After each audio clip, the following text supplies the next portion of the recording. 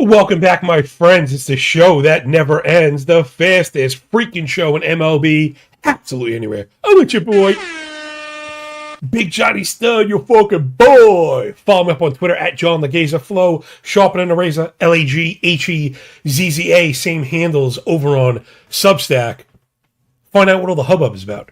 $2 a week, get your 5 pounds of shit in a 3-pound box. All the damn things you can handle. Excuse me 1 second. Tiered ranks for 5x5, color-coded, uploadable, best ball, CSVs, that's DraftKings and Underdog. All these stats formatted clean for the OCD crowd. As usual, they'll be popping up on the screen sporadically. Check out the other videos if you're curious. Got to be 24 articles and a metric ton of exclusive audio content. When you rock with us, nuance and context point out your Fargan nose hole. When you roll with us, you know how we do, dropping bombs constantly. I'm starting to get into these little sound effects on StreamYard. Make sure you like and retweet this fucking thing because nobody listens anymore. I cannot push my fucking content on Twitter like no matter what. I am a nobody. It feels like starting from zero again. Though it's kind of fun. Got that Rocky mentality, you know. Go get them, working hard, dance like nobody's watching. That's what we're going to be doing today. It is NFBC season. Let's go! All right, about fucking time, right? When the train rolls into the fucking station. So, I guess a few things right off the top.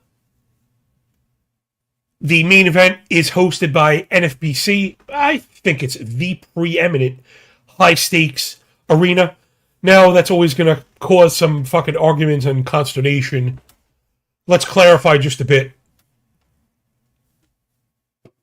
One, I do think the best players on the world play there, right? The best players on Earth play at NFBC. Because that's where the best players are. And they tend to gravitate to each other. It has the prestige. It also has the money to back it. That's another conversation for another day. We could probably do a whole episode on high stakes versus low stakes, what's validated in an entry fee. And I think that part is worth talking about today. Just really quick before we dive into the first draft of the season. So yes, part of a monstrous entry fee, and for a lot of people, $1,800 for a single fantasy league is fucking bananas, is going to bring some skill with it inherently. Meaning people who don't care about fantasy baseball or are terrible at it generally are not spending thousands and thousands and thousands of dollars on it. That said, money is only a barrier to entry if you don't have it, right? For most of us. But if you don't have it, if you do have it, then it's not a big deal, right? Because it's not a skill. It's not something that you necessarily have to earn. I'm not saying people that have money haven't earned it, but you don't necessarily have to had earned it to have it. So there are going to be some momos, you know, either looking to play because they have money, and if they're going to put time into something, they want it to be worth it. Big fat fucking overall prize on that bitch as well. Though, man, you are not going to luck into it, I'll tell you that. Because of the skill of the crowd, right? There's always some beef going on. Who's to say the best player isn't on Yahoo playing for fucking $2? Well, if you were putting that much time into something, and fantasy baseball takes a lot of fucking time, why wouldn't you do it for more money? You should at least scaling up, because there's one argument that I'm kind of tired of hearing, and it's well, not everyone has money. I can speak to this, well, for betting, but it opened up the other pathways. I legit started minimum betting, like $1, like $2, and building up. And a lot of people don't have that train of thought where compounding interest greater than sign, like everything, you know, you could start with a few $100, you add a couple percentage points every day. Before you know it, you're like literally in the tens of thousands of dollars. You can't fucking believe it with the same process. Slight tangent. That's the thinking when we get into betting markets this year. Printing the model, getting out early, getting ahead of the public, and then getting out of the trades before the game even happens. I'm old and fat. I have a family and a very low tolerance for loss right now because my money's tied up in other shit. Remember, I actually have an antenna up sometimes for sports bettors that are like, you need to be betting all this money all the time. And I'm like, I don't know. There's a million ways to skin a cat without scratching its asshole. And I can speak for myself. Sometimes I'm in real estate ventures. Sometimes I'm really tied up in the fucking stock market. And because of tax rules and day trading rules, you can't necessarily just move in and out and open up all this liquidity. It's not always the case. Crypto and stuff like that. I always preach being balanced, including precious metals and stuff. Another story for another fucking day. Point being, cash only goes so far, and it shouldn't be determinative. That said, I think the best players are at NFPC. It's fucking awesome. If you're unfamiliar, it is a 15-team general league. You have 12-team and all the regular stuff. I'm there for the high stakes shit. But remember, it's not always a dollar amount. Learn to play that style if you're interested, right? So this is for the newbies. It was me at one point. Even though I had fucking money, I wasn't going to waste it playing against the best players in the world to get my, clock cleaned. I was always a better and a best ball player, which is basically points. A point league, which brought me into best ball, which brought me into, high stakes stuff. But all the things that separate Roto and the high stakes Roto were the places I was getting annihilated. Obviously. Stolen bases, batting average, saves, more or less, right? Not to oversimplify. I know whip often trips people up. I was always whip centered because the base penalties hurt you, which is part of why I'm pushing up pitchers in DraftKings. Boom, we're just like, we're doing it, everything. And how that's different from underdog, hitting is very similar. So format matters. Back to high stakes and how I got my entry in. Love Greg, all the guys there, really great service, best platform, the whole nine. But also very smart, kind of being open-minded. They host $125 main event qualifiers, $125. So, again, I hate speaking for people because I know there are people that $125 is like a lot of money, and I get it. Not for high stakes, though, right? We should keep things in perspective. And I think even for those people, let's say you only have a few leagues, and maybe they're $100 leagues, I carve out one. 125 main event qualifier. Winner goes to the main event. Winner take all. Everyone else goes home with Ugatsa.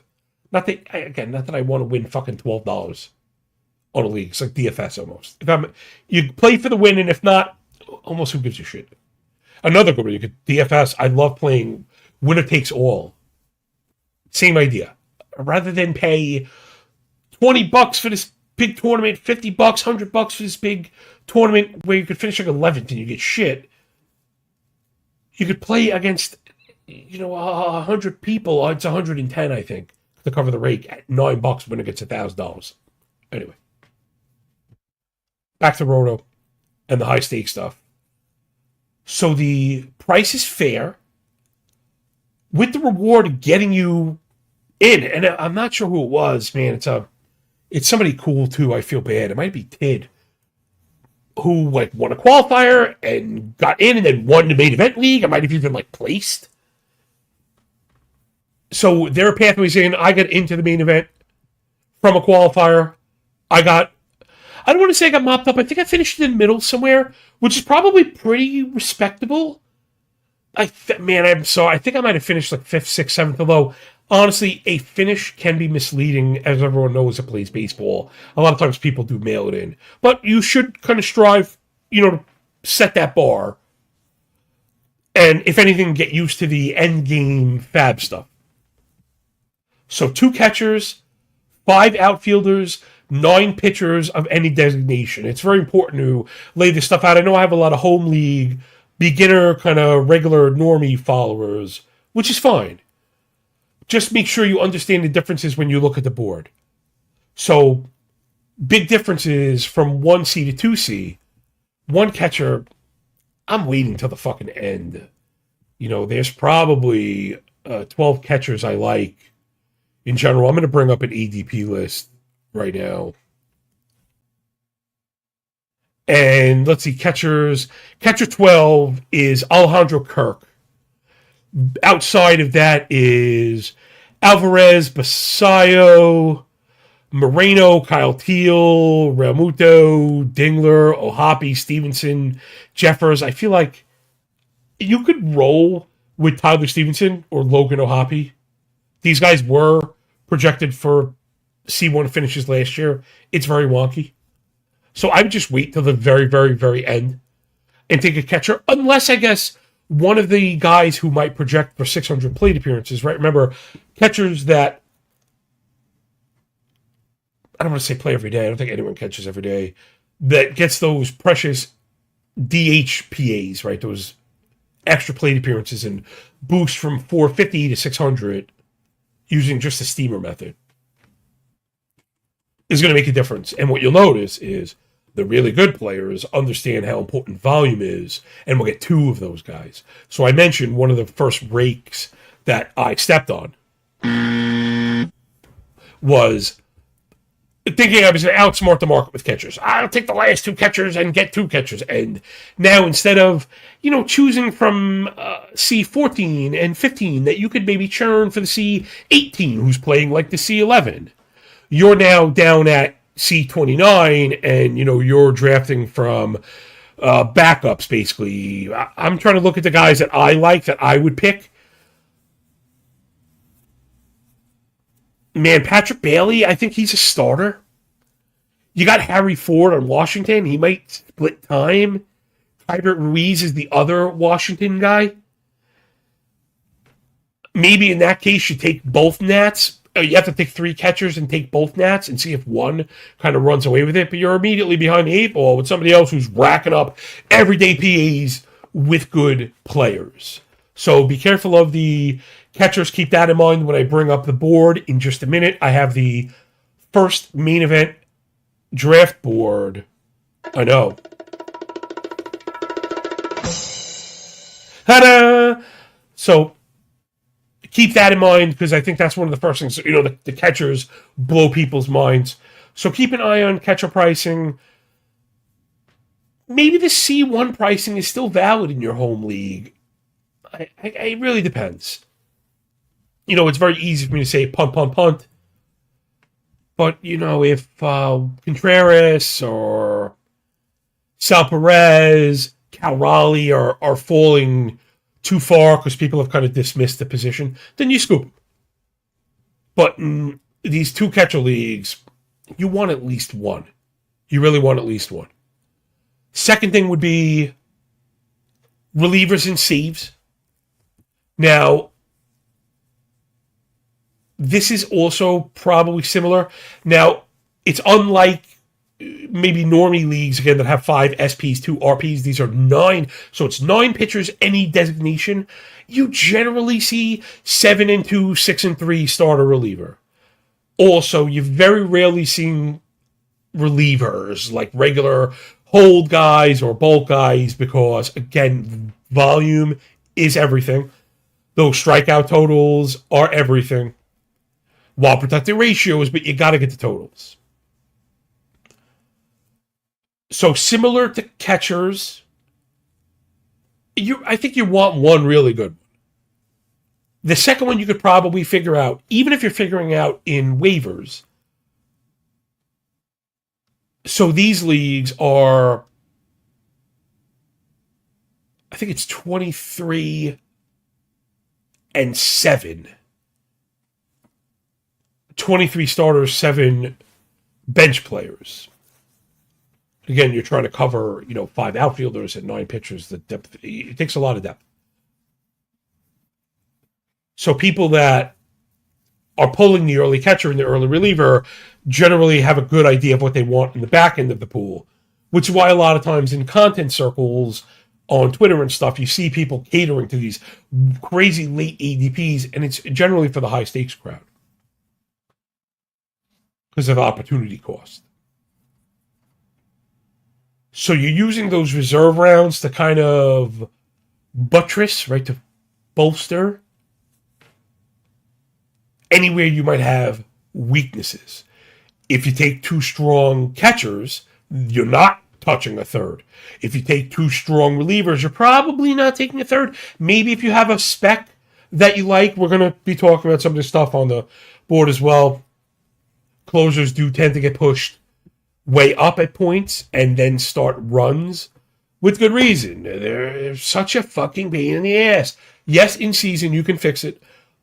I like to think I'm very good at waivers. Also, because of the daily show, running the algo every day, what you get when you sign up to the Substack. Know what I mean? If we have our ear to the ground, hand in the dirt, one hairy eyeball on basically every machination of the league. But it's still hard to fix both spots. And some people have three. Some people have two good ones. That third spec hit. Now they have three saves, and you're scrambling to find your first. You're going to be after the A. Down the stretch, they do get easier to find. This part is true, but you don't want to fall out. In the qualifiers, there's no overall. So sacrificing a category becomes more viable. I don't think you should ever punt, because just staying in the race can keep you close enough to jump multiple people at the end. If you have totally surrendered, you're not going to jump these people. Because of injuries and committees leading to mistiming of getting saves, a very hard game. Not all saves are captured. So again, if you could just stay near the back, if you're paying attention at the end, you can leapfrog, load up where you need it. Again, some people taking their eye off the prize, looking at football, which we'll also be covering as always. Never a day miss, by the way. You know how we do. So I think with relievers and catchers, that's going to explain most of the movement. And then, outfielder depth is important. I like to have one. I think of it like a staff. I like to have one ace outfielder. So without any further ado, there you go. This is the very first look at main event ADP. All the names have been stripped. I don't know whose they are. Nor do I care. I might be kind of rough on some people, but what the fuck do I know? First of all, just trying to give an honest opinion and accounting of what I see. But maybe I do know what I'm talking about, but maybe I don't. Right? Maybe these are great players that have bad teams. Oh, who knows? The target is moving. So process matters, but you still got to get a little bit lucky. Okay, so I'm also fucking blind and not going to subject you to me like fucking squinting. So I have a little bit better of an image, kind of. I'm saying kind of. So, first round. I guess what you think up top, Ohtani, Judge, Witt, Skubal, number 4, which I think makes sense, just really quick on pitcher stuff. Heard somebody sharp explain this to me. I think it was Dalton Del Don. Make sure you're following him and Andy. They did doing their own gig. And he was always known to kind of load up on pitching. I should have him on. I don't want to misframe approach. But the idea was, I heard him say this. Because there are fewer pitcher spots right in your roster, each pitcher has more of an impact on the categories. I think that's the best way I could say it without misframing or fucking that up. Right? Trying to speak for people who are much better at this than I am. But I guess it makes sense. Right? There's only 9 pitchers and there's 14 hitters.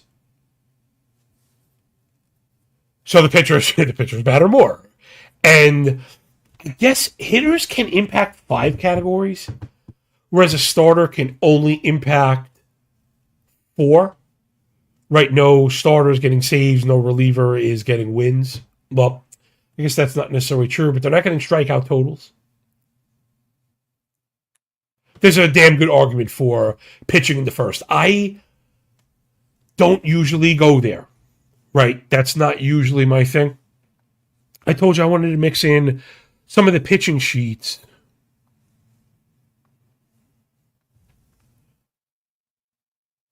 Let me see if I can figure this out.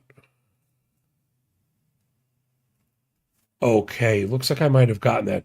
Okay, I get you a little bit of a better view. And I think I could zoom it up one or two. Let's see. Okay, so this is a little bit better. So these are the sheets that you get, world famous pitching sheets. They'll be updated. This is the off-season stuff. But you'll be getting this every single day before the crack of dawn, up before you are. That is up 7 days a week. Sign up for it now if you want to get a leg up on your draft, obviously. You could sort all this stuff. It's all formatted and sorted. There's ADP. You could go by that. I guess maybe for this exercise, maybe I should have sorted by ADP. Because we want kind of the best pitchers. Here's the thing. So Scuba, you could see, again, they're not world famous for no reason. Surface stats, earn run indicators. You get my custom earn run indicator, which, by the way, tested out better than expected ERA and Sierra and basically every fucking thing else. I've been working very hard on this. I'm really proud of it. You get that in season as well. You know, velo stuff plus and a four-seamer, disciplinary approach, elevation, contact quality splits in order of pitcher control, pretty much. So listen, the schoolbook stuff is fucking fantastic. 32K to just 4 walk, 16.5 swing and strike, 32 CSW, sub 30 ball. If anybody does stick out, I actually do think it's schoolbook. So what I'm getting at, if you've been following the work, not just myself, a lot of us kind of considering the top, like a top 3. Scooble, Skeens, Crochet, right? Where the more I really get into it, and then I was doing the velocity bands work, you know what? I got to put that up for subs. I have it. Every pitcher's velo, 90th percentile, 50th, 10th, the difference. We were using that to try and identify pitching injuries.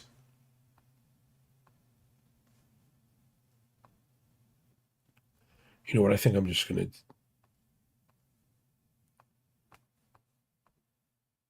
Shoot, having a little trouble with my share now. I was trying to see how like easily I could flip back and forth, and I'm like trying to add, and I like screwed it up. Oh, you have to remove first. Okay. Well, now I know, and knowing is half the battle, as Hawk would say. So, Scuba, I think, might be in A1, because he also stuck out in the velocity bands. Long story short, he had the widest difference between 90th percentile velocity and average. Idea being, you think of the ligament like a rubber band, the more you stretch it towards its max, the more likely it is to snap. We want pitchers that are varying speeds. Not only do I think, now I think it is a good predictor of injury, preventative measure against injury, but I think it's also a deceptive measure. You want to change up speeds, right? That's a thing we know matters. Scooble just a little bit better than everyone else. Then I think beyond that, just dropping to the Skeens and Crochet, guys who are awesome, but I think there's a little bit of separation in swinging strike, in command and control. Skeens was the worst in that velocity band study, by the way. Not to put the horns in this guy. I want everybody to freaking stay, healthy. I know, I'm sorry, I put it in the universe. I'm sorry. But he rang as a red flag. We just have to be fair. Some of the pitchers that I like rang as red flags. I'll be drafting him, but they go at ADP 300, which is a little bit different. So, all right, it's taken about a year and a day to get to the fucking board. But, maybe I'll come back for a part 2, like a real kind of draft prep, right? This is our first real kind of sense of fresh info, sharp players doing their thing, and, I want to make sure I'm laying the groundwork before people seeing kind of overreact or ask these, I don't want to say obvious questions. So where I would have thought Scooble in the first was always a hard no, now I'm open to it. I do like the front load hitters. I know I've been pretty clear about that. In these leagues, I get it. Pitching is always going to get prioritized. I think that's also something that needs to go said. because of the 9 pitcher designations. Now, I can speak for my home league, which is a 5 SP2 RP league. We prioritize pitching, but just for the aces, then I think you could try and find your back end guys. We're going to talk about some of the names that I like as well. Then it's back to hitters through the first, for the first half at least. Soto, J-Ram, Acuna. So Ronald Acuna looking healthy, stealing some bases, working his way back to the middle of the first half. Then it's Ellie. He's starting to hit the ball. He has scared me in the past, but there's definitely a crazy ceiling there. And he's young with room in the trajectory. I also like to come home with a elite shortstop. I think that's important.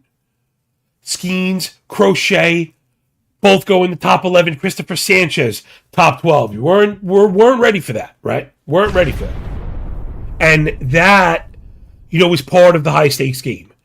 You see that pick and you start getting fucked up. You were the guy thinking, all right, I'm taking Sanchez in the second, no matter what, I'm locked in. All of a sudden, he goes pick 12. Panic can set in. Team 13 probably does what I would have done. Goes with Julio Rodriguez at 13. You're loving that. I might even went with Tucker. The market seems sour on Tucker. I guess you could have gambled he would have fallen. Corbin Carroll there, starting to look healthy. I'm worried about the hamate and the power coming back. I'd like more of a discount to pick 14, but we may look back and say 14 was a massive discount. So I don't know the answer there. I understand the play, but I'm a little bit worried. I am trying to stay away from guys that are hurt right now, especially in the first round. Okay, just saying. On the turn goes Kurtz and Caminero. The two youngsters, for me, both have kind of red flags. Kurtz with the strikeouts, Caminero with the move. Though the upside, do I even have to explain it? Like, we kind of saw it. And can you see can you have seen the ceiling of a player at their age? Probably not. So again, these picks are justifiable. Together, they feel a little bit risky to me. I just got to be honest. But also, first base is kind of shallow. So to lock up first base feels good. Third base is also shallow, man. I like to get steals if I'm going to reach. So, namely J-Ram. So if I don't get J-Ram in the first, I'm kind of waiting for one of the other guys that maybe have a similar kind of profile. I love where Riley has fallen to. Riley in the fifth feels like a strong pick. I haven't been on Bregman. Suarez and Roto is a tough sell because of the batting average. I love Suarez in best ball. The clusters of home runs are fucking incredible. And if there's no penalty for strikeouts, that's the fucking nut hand. I'm a little bit worried. I've kind of gone with Chapman at third. I know I like Akamoto at the price for the Blue Jays. I just think they have to play him all the time. I've also liked Max Muncy, who looked like a superstar again after getting the eye surgery. So third base, Caminero a little early for me, but it's there. We've seen all of it. Kurtz and Caminero together, I'd like to come away with a few more steals. Guy with Carroll pairs with Tucker, to Tatis and Churio, Cal Raleigh, Guerrero. Things looking pretty much. Hey, I'd expect Mason Miller as kind of a surprise pick maybe for normies going in the middle of the second. Jazz, Edwin Diaz, Chris Sale, middle of the second. Wow. I mean, to think I did an article comparing the differences in, right, so I was doing best ball, and it's hard to match best ball with Roto. However, right, but the, that big shaking ass, So, that break sound sucked. I got another one. My other one was much better. I had to you were really whipping the fucking donut. Anyway, the idea being, though the scoring might not line up, the things that we're looking for did, and the starting pitcher rankings were kind of correlated. So I lined up NFBC pitcher ranks, right? Starting pitcher ranks with best ball pitcher ranks, right? SP1, SP2, and so on and so forth. And Chris Sale was just such a massive fucking value in best ball. Now he's going as the SP, 5, and he's like the fucking SP 20 or something. You were getting him at pick 90, and now he's going at pick fucking 22 or whatever. Wow. So there's the starting pitching premium. Brian Wu, Pete Alonso. Sorry, Pete Alonso. Love him. That profile feels very repeat. Oh, man. I don't know what it's not like comparable. I feel like we could find something comparable later. He's not an average god. He doesn't really steal bases. I think all the counting stats will be there. I think the home runs will be there. I think Pete Alonso is a phenomenal fucking baseball player. He plays every day. After him and Kyle Schwarber, I think the upside for Schwarber is better. I mean, Schwarber is going to steal a few more bases, even most likely. Cleaned up the average after getting rid of the shift a little bit. I know people count him as a sink. I think he's hitting 240 over the last 2 years. Not going to kill you the way it used to. And he could hit 60 home runs, right? He's on the shortest list. He's probably on the only list, right? The list of one player. I'm going to give you one guy that's going to lead the league in home runs that's not Ohtani or Judge. Like, who's not saying Schwarber? Schwarber's got to be the clear answer for 3. Yamamoto and Gilbert. Gilbert, another guy that was popping all those SP rank differences. Munoz, Kate Smith, Hunter Brown, Crow Armstrong, Duran. Notice how many closers are gone, right? I think, what does this tell you? It tells you these people, I'm going to turn this into a pitch for myself, right? These people understand money, right? They understand value. And how you find that is with time, okay? Time is money. They understand it's important, right? Every single player here knows that you could find some saves in September. They all know this, that what I said before is not 4D chess. There are people who value their time in the summer. They don't want to risk having to chase closers and waste fab and spend time. Losing focus on things that could be better served. Spending your draft capital now. And I think it's almost like the one single player can put you in that position that I mentioned before. So you take, again, barring health, because none of us know. I wouldn't take Hader right now at a premium, but as far as we know, Munoz and Cade Smith and fucking Diaz are all going to get 35, 40 saves, whatever.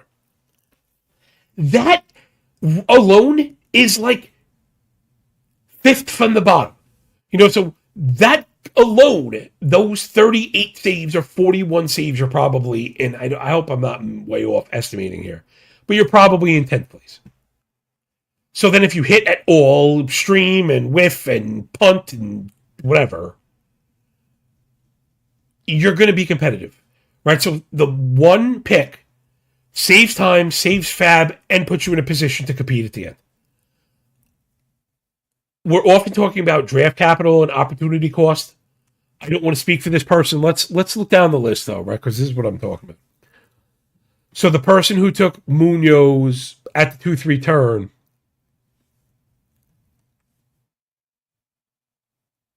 didn't take another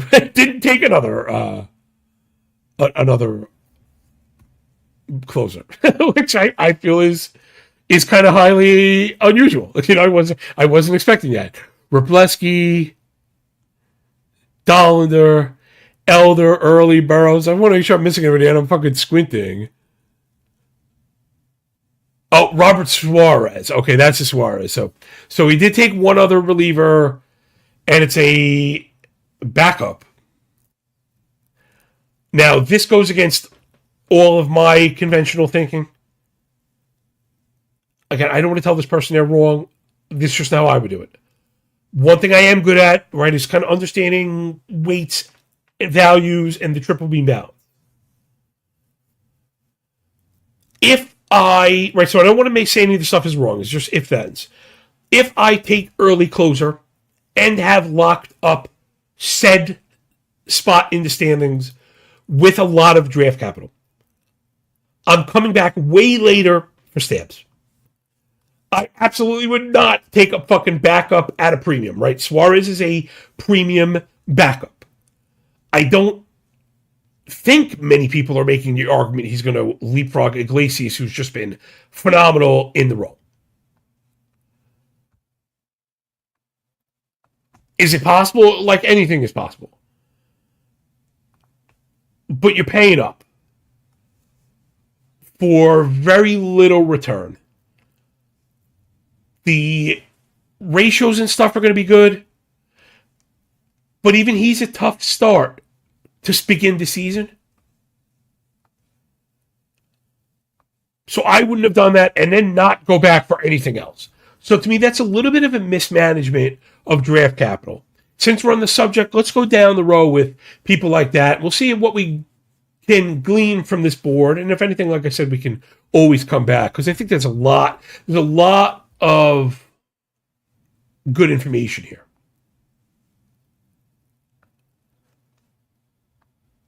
So the next player I'm looking at, all right, I've got the Diaz drafter.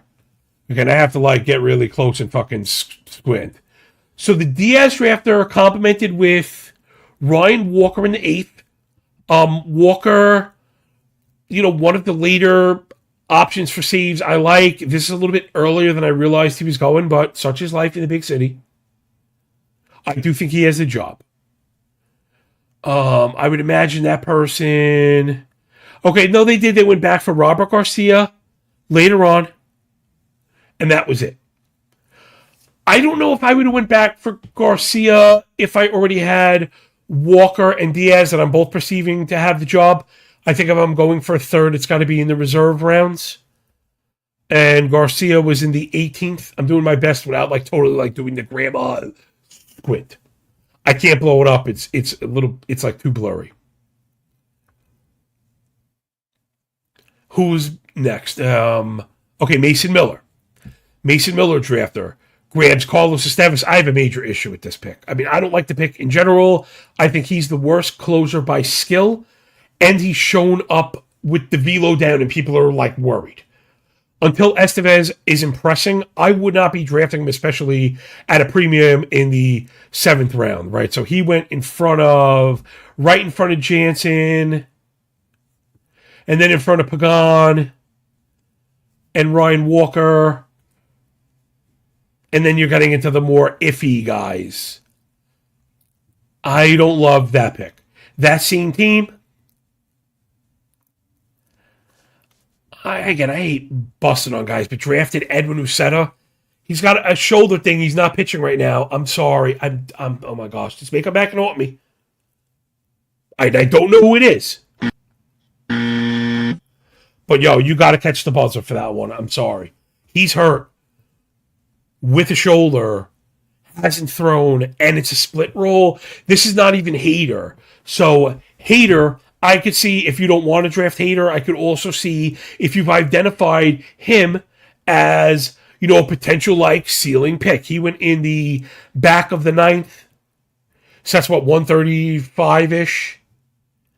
But healthy Hader is the closer. I feel like healthy Hader is closer. Unhealthy Hader is drop, hurt, dead, whatever, etc.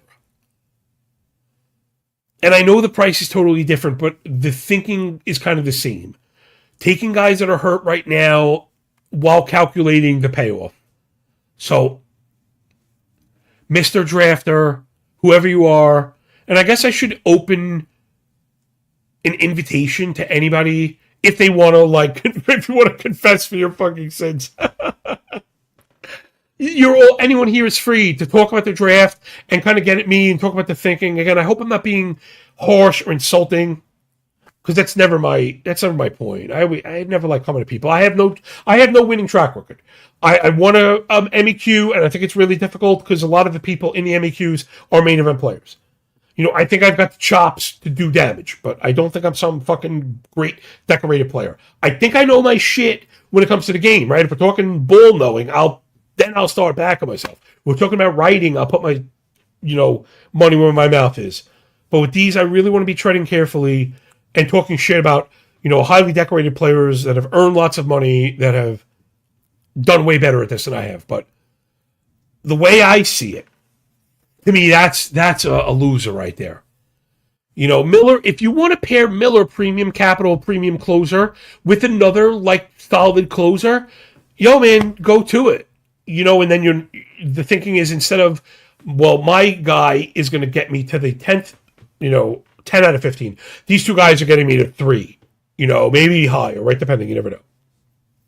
Because then at the end, you kind of see where you're going, and maybe you're backing off of a couple starters to push your way up. Again, you have to play categorically at the end. That's a different story. We'll talk about that stuff mid-season. But just for pre-flop, I don't like this. Sorry. Then they actually go back and make a pick I think is being completely undersold. Jojo Romero in the 29th reserve rounds. That's for the Cardinals. And to me, that's a smash fucking pick. Smash pick. Okay. Granted, Riley O'Brien kind of being projected as a starter. However, Romero might have outpitched him even last year and had more saves than O'Brien. And could be the closer.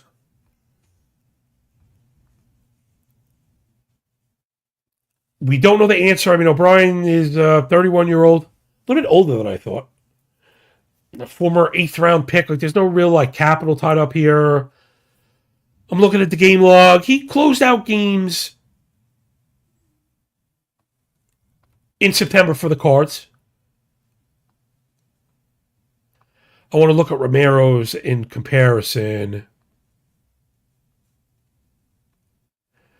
Romero had a couple saves too. It looks like he had more holds. But the point being,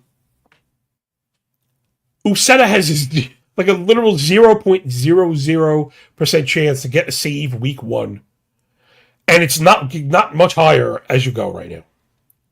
He also has a ridiculously high chance of being a goose egg and a very early drop. Romero, conversely, right, has a chance of being the Cardinals' closer. And it's not just wish-casting injury. He just could outpitch O'Brien. Maybe the lefty thing holds him back a bit. But 29th round, I think you're getting a piece of this.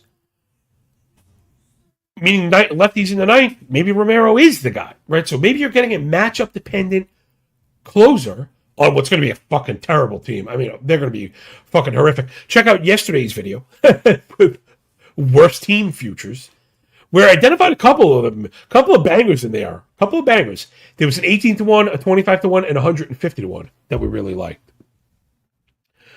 So back to the board. For a closer strat. And right now, no one really putting it together the way I like it. Bednar in the late 3rd. Yankees closer. High skill. Like that. They paired with Trevor McGill, which scares the fucking shit out of me. In the 11th. He could be a closer. He's pitching really well in spring. Uribe kind of nipping at the heels, but I do think he's the job, and I guess healthy right now in redraft, I guess I'm buying it. Is that it? Yeah, that's it. Oh, okay. He went with Garrett Cleavinger, which is like the arbitrage play on you set to play. I don't think Cleavinger is going to get any saves. I feel like Fairbanks is pretty locked and loaded, right? Sometimes I have to make sure I know what I'm talking about. Oh, I'm sorry, Griffin Jacks. I'm sorry. Fairbanks moved to Miami. Sorry about that. Gotta do it. Hey, man. Gotta eat those L's when they deserve, people. I try and take them publicly. What the hell am I doing here? Okay, trying my best to host and not make a fool of myself. Okay, the Devin Williams drafter. Devin Williams in the 3rd, also like that. High skilled. He worries me a little bit. They really did not draft anybody else. They go Camilo Doval in case Bednar collapses, and then Hunter Harvey for the Cubs, kind of speculating. Okay, that was kind of the thinking, one of the methods of thinking I had laid out before. I don't necessarily love the backup picks, but it's it's along the lines of what I was saying. Aroldis Chapman drafter.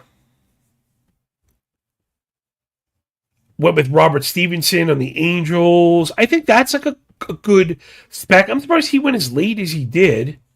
Again, sorry for the squinting, and this is the big image I'm looking at. I wonder if his backup, I was going with the Dr. Dave style of thinking, where Jordan Romano, right, who's been a capital C closer in his past, is somebody that we would kind of speculate on. Stevenson, by the way, is just first throwing his first pitches, by the way. Manager of the Angels, Perry Minasian, said there is no set closer. They have Romano and Pomerantz. Fucking Kirby Yates. I mean, so I guess maybe it's no surprise Romano maybe didn't get scooped. He was the guy I had in mind because, again, he was like a real closer. And now he's through 3 innings of 1 hit ball, no walks, 3 Ks.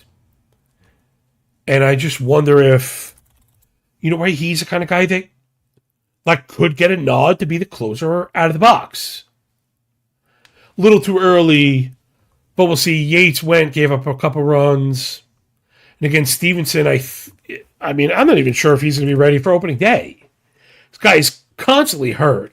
Now, at the price, I don't want to knock the pick because I think at the price, he was a steal. Okay, his throwing has not even happened in the spring yet. Games, it's, back lot fucking practice stuff. So I think identifying the teams that have openings at closers, is a good place to start. Maybe let's do some of that. Let's take one more look to see if anybody put together a plan I really liked or disliked.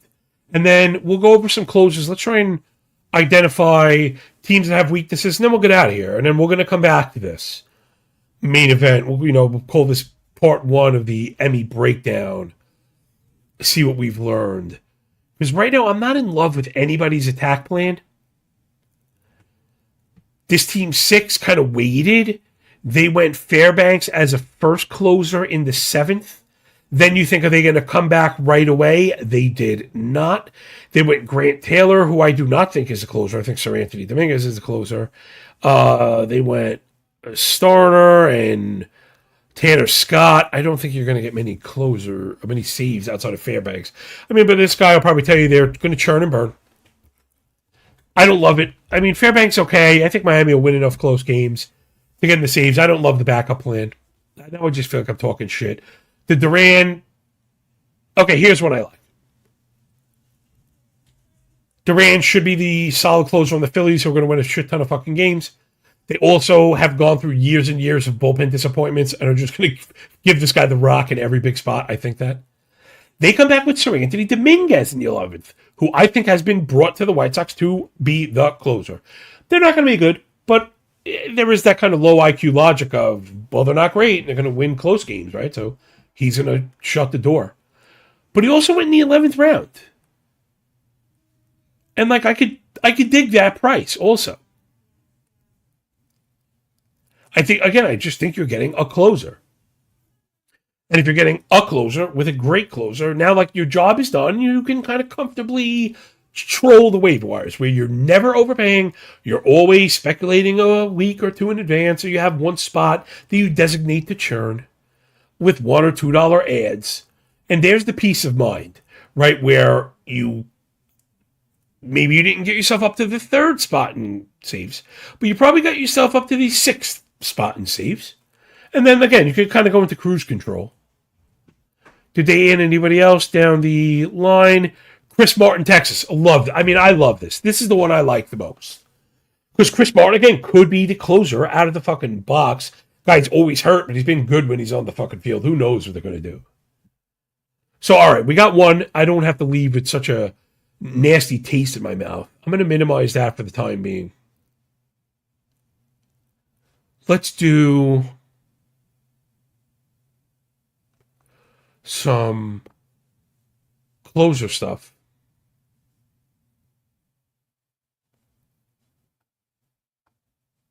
Okay. Well, how about a little team by team action? So we'll wrap this one up. A little team by team, just right. If it's 30, if we like it, if we like the price, if we like the backup, and who. And then we'll put a fucking bow on today's work. I'm going to be using Fangraphs. Please subscribe to them. We really need them in the space.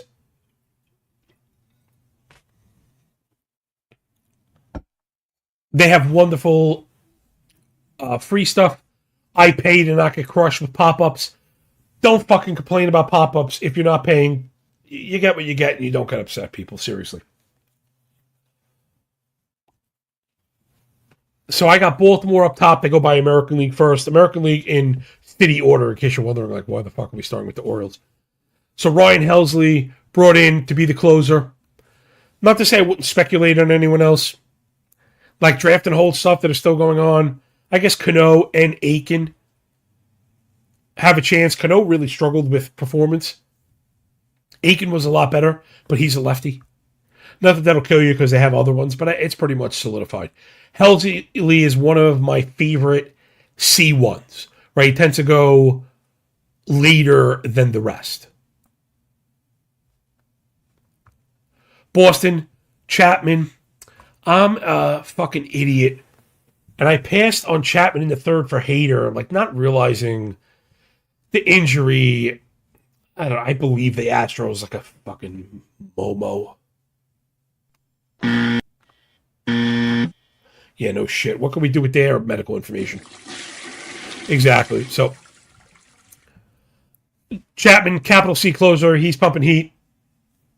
And the control's been a little bit better. I don't know if he survives. Again, the age curve is real. He's throwing a fucking 100 miles an hour. But Chapman, really good. And I think Whitlock behind him is a great spec play. Not I would take him in reserve rounds for waivers, but he feels like he's going to get a look if something were to happen. Yankees, talk about Bednar, love him early. I think he's the guy. Then behind him, one of the better kind of handcuffs in Camilo Doval, who not just is very skilled, but has experience. And the Yankees like a single guy, and he's a righty. Doval, one of the few guys, this maybe get me some ire in the high-stakes streets. Spending that kind of money on Bednar, I'm almost fine drafting Doval as the Bednar drafter. And just letting it roll. And heaven forbid something happens to your boy.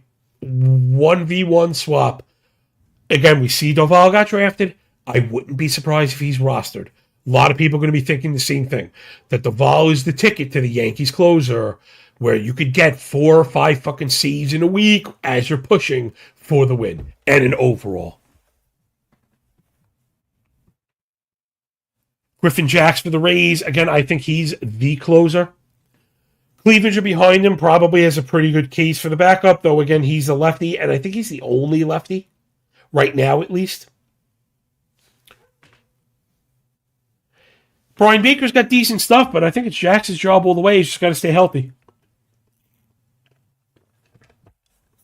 So he might not be getting proper love. Jax went in the 10th round.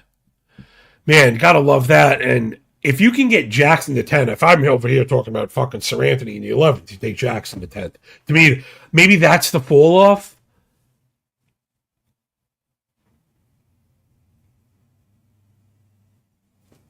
We'll get to Rogers in a second. I'm not sure where he stands. Yeah, so Jack maybe is my favorite closer value on the board. because I think he's the guy. We've seen him pitch in high leverage spots and slam the door when called upon. Then to the Jays, my guy Jeff Hoffman. I think Hoffman is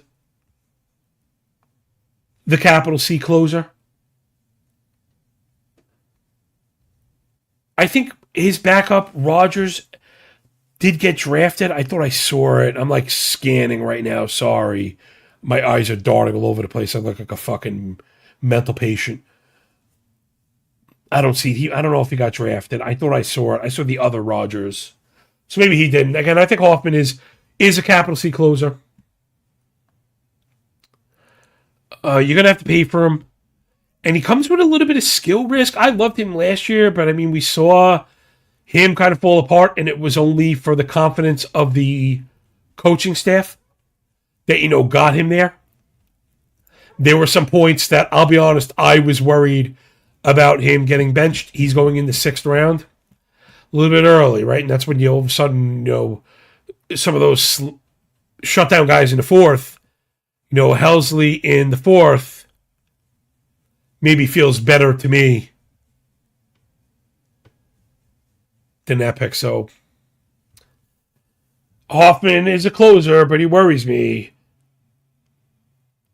I thought the strikeout stuff was even going to be a little bit better. We'll see. He could have a big bounce back. Thing is, Louis Varland has been fucking incredible. And you got to be careful for that. Right? These kind of jobs happen. These like usurp jobs happen.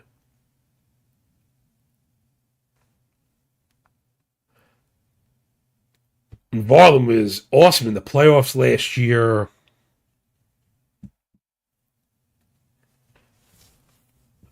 And I wonder if he could be nipping at Hoffman's heels if Hoffman struggles, right? That bullpen is good. Hoffman, Rogers, Varland, Little, Fisher, they're good. It's a fucking good bullpen.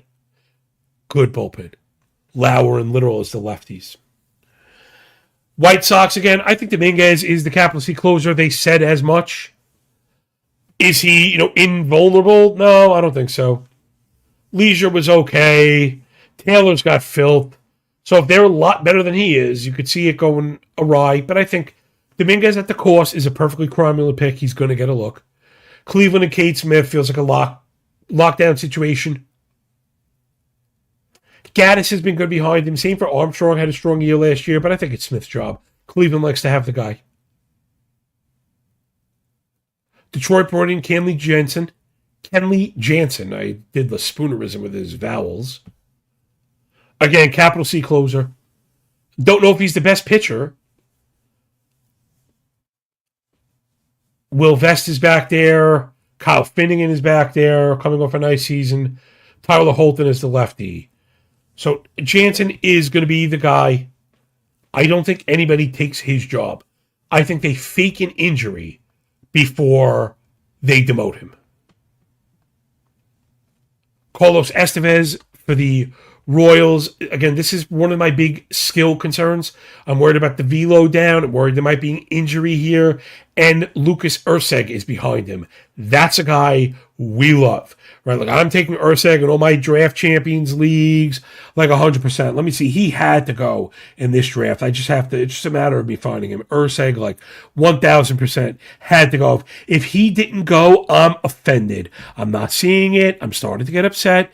Maybe he went like earlier than I thought he should have. I thought I was starting close enough to the bottom. Oh my gosh. So it looks like I'm gonna confirm this. So sorry to keep you fucking hanging here. No, Hill, Messick, Snelling. I'm like reading these names as fast as I fucking humanly can. After Rogers, Banner, Sonnen, Steele, Jones, Stevenson. Where the fuck is this guy? I'm sorry. Oh, there he is. Okay. Whew. But last pick in the 25th. The reason I wanted to say that is, if you get into these drafts, we want to be aware of where these guys are going. So Erceg reserve pick. Don't think he's going to make it to the last round. He should be circled. Erceg has got to be one of my favorite backup picks. I might even like him better than Doval because of the lack of, I don't know how I'm going to put this. I'm going to put this wrong. Let's say because of the situation in front of him. Right, Doval has a solid wall in front of him. Bednar's gotten all the looks, the postseason playoff high leverage Yankee closer job. He's the guy. Estevez could easily lose this job. He could easily be hurt right now. He might not be the closer on day one. Those are the spots we want to identify. Urseg, super bullish on Urseg. I'm really bullish on Urseg. Then it's Minnesota. Taylor Rogers right now looks like he's penciled in. And, that's interesting. If you hit on that one, Rogers went in the ninth, back into the ninth, kind of around the questionable guys. I don't think he should have went in front of Griffin Jacks. He did. I also worry about lefties sometimes. Maybe Minnesota is a bit of an exception. They have a few. Thunder, Burke, and Banda, and Chafin is there. Behind Rogers is Justin Topa. I mean, I don't know. So I guess just for skills, should be Rogers' job. Maybe, the ninth round pick. Excuse me. Kind of sounded high at first. Sorry about that. But I guess with a lack of threat behind him, and there's no Baldelli, right? He's out of town. Athletics, not only are they going to be bad, I don't know who they're going to go to. Now, maybe I should have jocked the Sterner pick a little bit more, because right now Hogan Harris is penciled in. He's also the only lefty besides Brady Basso. So maybe, Sterner might be the better pitcher here. They haven't named anybody. Sterner went in the 28th. So let's keep those names in mind. These are the reserve guys we like. Urseg and Sterner as guys that could be day one closers. Doval is a guy that could come into that role, like ace role. So I would put him at the back of that because we want the day one stuff. Houston, Brian Abreu, I think he's the closer without Hader. Hader is throwing, and they haven't made an announcement yet. So just keep an eye on it. Both of those guys are hard to price. Then we get to the Angels. We already mentioned it. It's going to be difficult. They're all going so late. If you got a beat on it, go for it. If you think it's going to be Yates, you go for it. Romano's been really good. You go for it. I don't think Romano got drafted. Romano did not get drafted. I think I was looking before. I was wondering about Yates. I wonder if Yates went. I don't think Yates went either. So, you're free to plant your Angels flag. Go for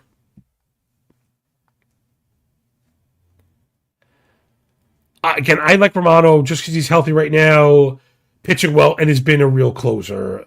Other than that, I don't have much of a commitment. But if he's not being drafted in the main event, I like him as a 30th round pick. What if he comes out and gets right, could get named the closer and get 2 or 3 saves in week number 1? You're like, holy shit, this is like a huge value, right? Immediate value for that. Seattle, Munoz, enough said, he's the man. Texas, we mentioned Garcia and Martin. Well, I actually mentioned Martin. I didn't mention... Oh, I did mention Garcia, didn't I? One of the closers, he came up. Robert Garcia. When the 18th, okay. When I have those kind of questions, I like to wait a little bit longer because we don't know if it's Garcia over Martin. Martin is healthy and has been effective. We just don't know the answer. Cole Winn also had a really nice season last year. There's no guarantees here for Texas. I don't think it's determined. They also have Alexis Diaz on the roster, who was awesome for a little bit. Fell apart, couldn't be fixed. Maybe they get it going. I think that job is wide open. Atlanta, I believe Raisel Iglesias is the guy, but he's got Suarez behind him. So this is a carbon copy of the Yankee situation. I should have mentioned Robert Suarez with Camilo Doval, right? Those are the two guys on really good teams that use closers and have a one single guy in front of them where they could be like the RP1 if they get the job. Miami's got Fairbanks, who I think is obviously like the clear closer. I've drafted Fauché at the back of drafting holds because Fairbanks, I think, is kind of fragile. But it's a gross situation. Mets brought in Williams to be the closer. Weaver is another nice backup with a wall in front of him, but could be the guy. We've seen Weaver was fantastic for the Yankees. Fantastic for them. And we've seen Williams be terrible. Weaver could take Williams' job. He might be the better pitcher today. Right? I'm not trying to Yankee hate. I'm not trying to Met hate or any of that shit. Weaver just could be the better reliever today. I don't think I like Devin Williams, of course, because I have a skill concern. I've loved him, and the diagnostic stuff can make you go goo goo gaga, but got to be careful sometimes.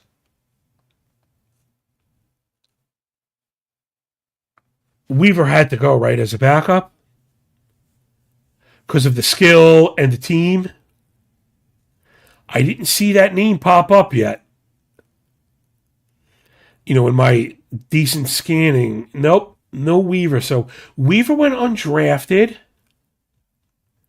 And he's a nice reserve round pick, right? Just trying to circle the guys.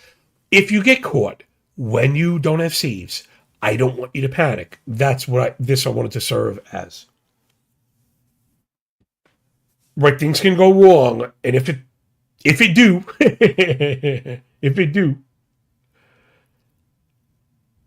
Stevenson, Romano, Urseg, Sterner, maybe even Harris, right? Even if it's a fucking load up on the uncertainty, I think you do that. Philly, Durant, solid. Washington, this was also up in the air. Beater and Henry, I didn't even see those names. They had to get drafted. They had to get drafted just because they're on roster resource, right? I think that's like a thing. It might be a law. I don't see Beater. I don't see Cole Henry. They had to get drafted somewhere. They just had to.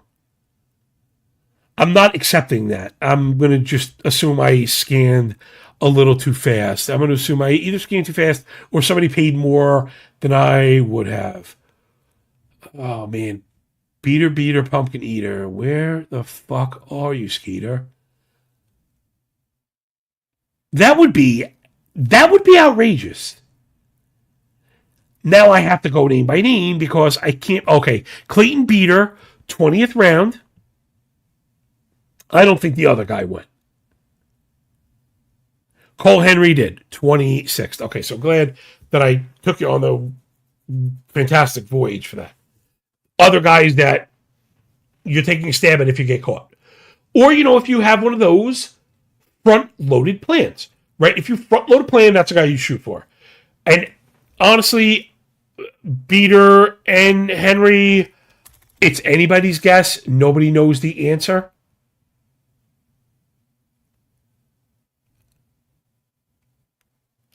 Beater, again, it's only 2 innings. I don't know, he's outpitched him. He's been good, been bad. Beater's been scoreless with some walks. Henry's been scoreless with some walks, but he's striking guys out. Again, I just don't want to go nuts. Beater struck out 3 of 7 batters he's faced. No hits. No 1 walk. So, point being, and I did some deep dive stuff on the closer episode. Neither one of these guys really stand out. But the fact is, Henry could be the day 1 closer. So he's a guy that I also like because I think, just because he's the cheaper of the two, if Henry was going first, I'd probably be saying the same thing about Beater. But looking at the performance and stuff, it's anybody's game.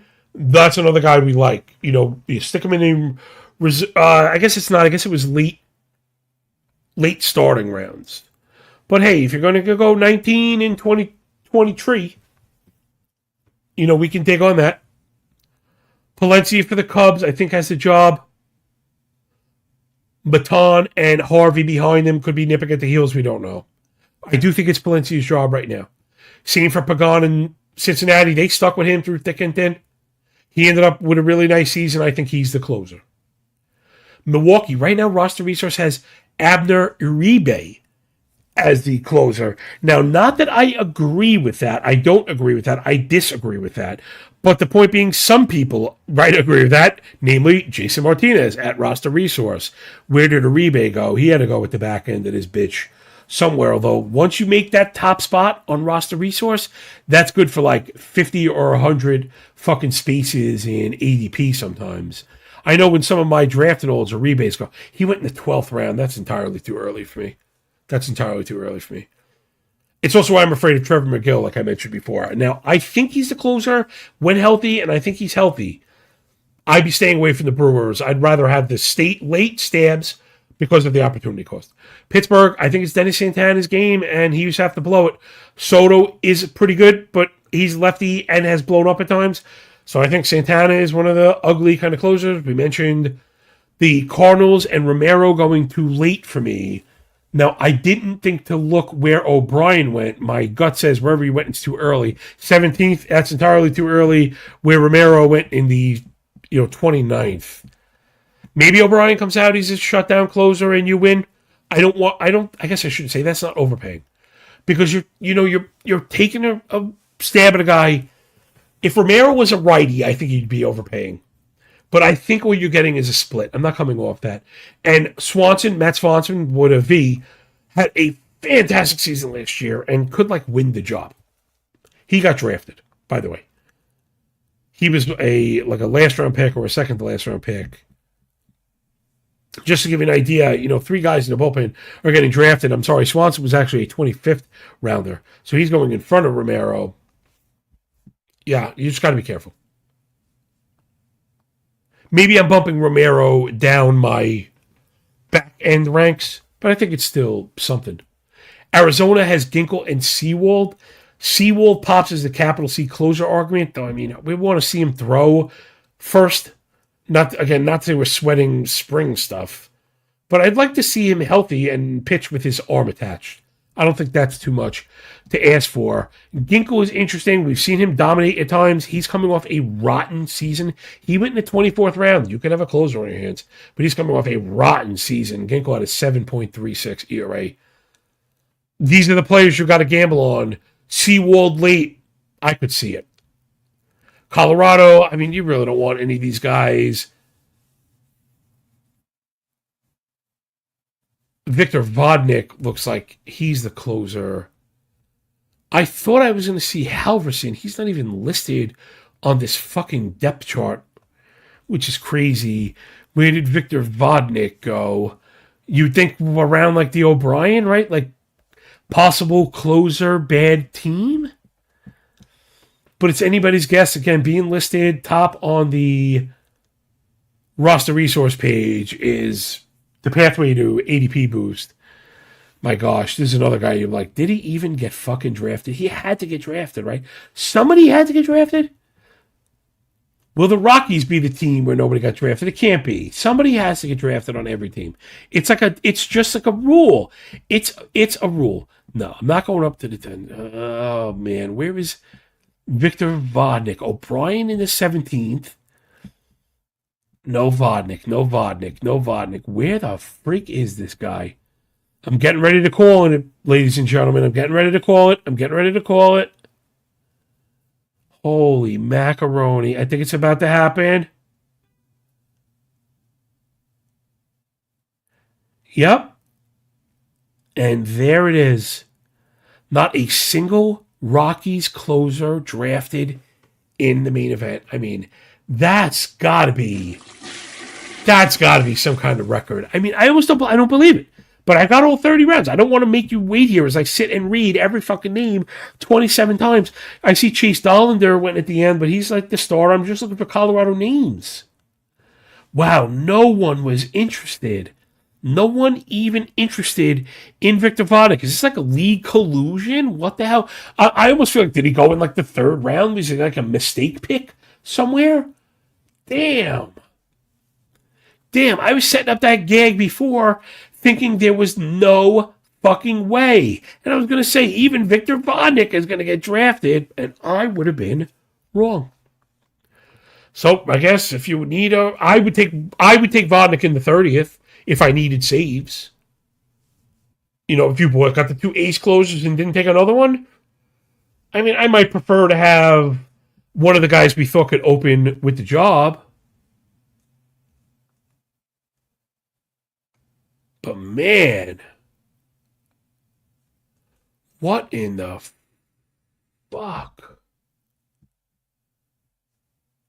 That is just so brutal.